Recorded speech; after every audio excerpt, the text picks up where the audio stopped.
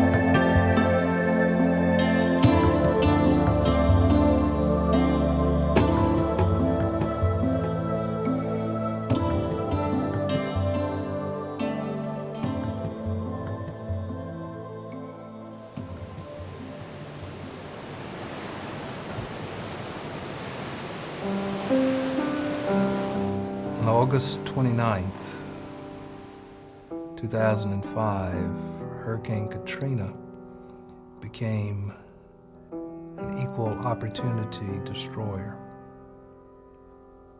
The savage winds and tidal waves destroyed rich and poor, black and white and brown, destroyed homes and hopes, dreams and jobs. No one was spared.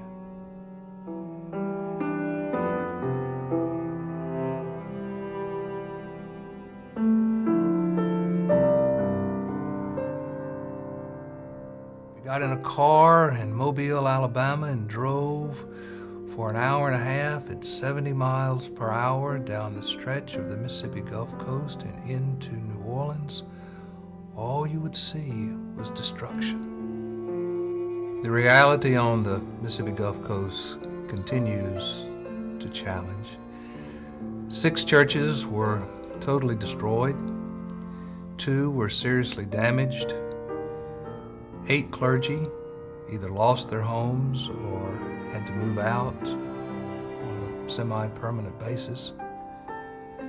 Some 20 to 90% of parishioners in the parishes on the Gulf Coast had their own homes destroyed or seriously damaged. And on and on and on it goes.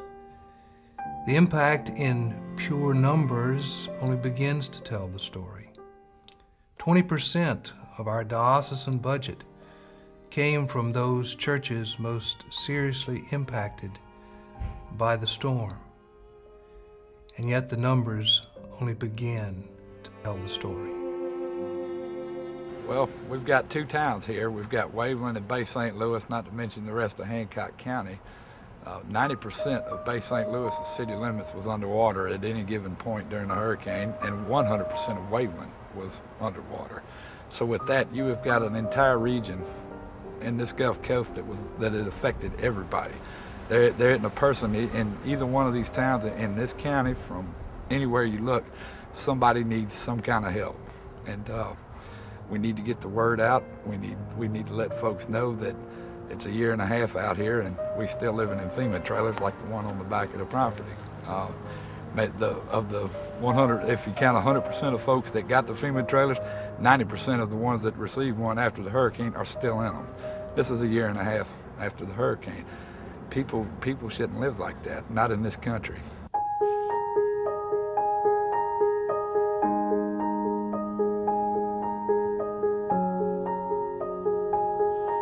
Several people that I know only have a slab left. So, and then looking around the coast, quite a few places were just wiped out, gone.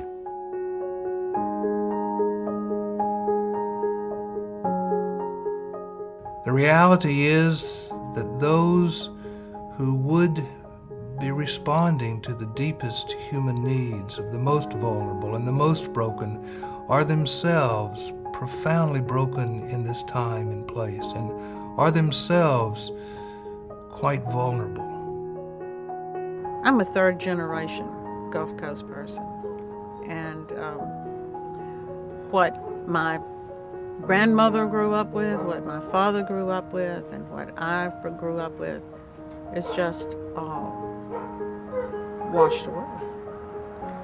So it's a loss not just of my house and my possessions and my church, which is a big part of it, but it's everything else. It's just.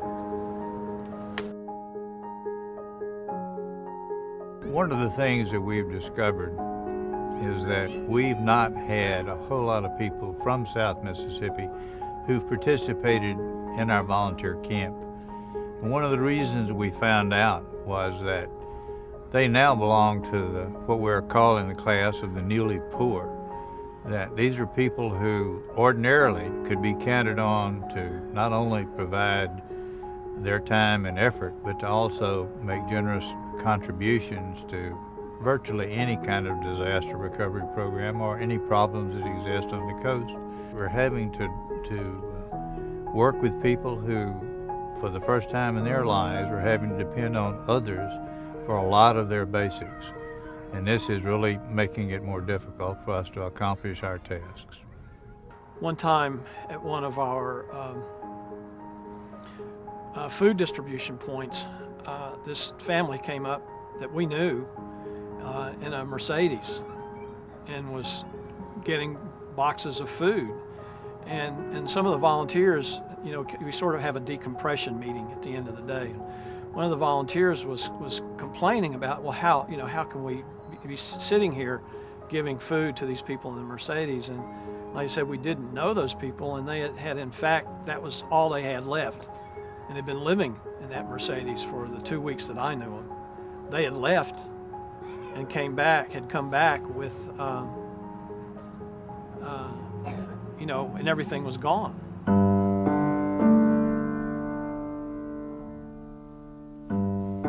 The ongoing support of our clergy who have done miraculous and marvelous and courageous things is one of the highest priorities we have in this diocese.